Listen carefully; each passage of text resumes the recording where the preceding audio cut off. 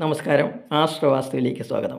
മീനൻ രാശി പൂരിട്ടാതിക്കാൽ, ഉത്തരിട്ടാതി, രേവതി എന്നീ നക്ഷത്രങ്ങൾ ചേർന്നതാണ് മീനൻ രാശി. രാശ്യാധിപനായി വ്യാഴം 4-ാം ഭാവത്തിൽ മാർച്ച് 11 വരെ വക്രഗതിയിലും ശേഷം നേർസഞ്ചാരത്തിലുമാണ് സ്ഥിതി ചെയ്യുന്നത്. 12-ാം ഭാവത്തിൽ സൂര്യൻ, രാഹു, കുജൻ എന്നീ ഗ്രഹങ്ങളുടെ സ്ഥിതിയും ഭാവത്തിലേക്ക് കേതുവിൻ്റെ വീക്ഷണവുമുണ്ട്. ആരോഗ്യം വളരെ സൂക്ഷിക്കേണ്ടുന്ന സമയമാണ്. നടുവേദന, കാലുവേദന, കണ്ണ്, പല്ല് എന്നിവയ്ക്ക് ഇൻഫെക്ഷൻ എന്നിവയുണ്ടാകാം. മാർച്ച് 11 ശേഷം ആശ്വാസമുണ്ടാകും. വിദ്യാകാരകനായ ബുധൻ വ്യയസ്ഥാനത്താണ് സ്ഥിതി ചെയ്യുന്നത്. ഇത് പഠനത്തിൽ വിദ്യാർത്ഥികൾക്ക് അലസത ഉണ്ടാക്കാം. ബുധൻ്റെ രാഹുയോഗം ശ്രദ്ധിക്കണം. പക്ഷേ വിദേശ പഠനത്തിനുള്ള അനുമതി ലഭിക്കുന്ന സമയമാണ്.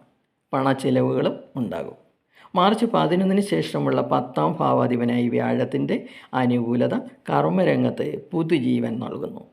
ജന്മഭാവത്തിൽ നിൽക്കുന്ന കർമ്മകാരകനായ ശനി നിങ്ങളെ കൊണ്ട് കഠിനാധ്വാനം ചെയ്യിപ്പിക്കും.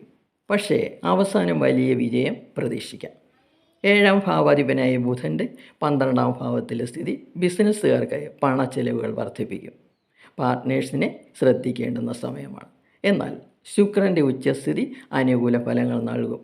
വിദേശ കമ്പനികളുമായുള്ള എഗ്രിമെൻറ്റുകൾ ഒപ്പുവയ്ക്കാൻ കഴിയും. ശുക്രൻ്റെ ശനിയോഗം പ്രണയിക്കുന്നവർക്ക് സുഖാനുഭവങ്ങൾ കുറയ്ക്കും.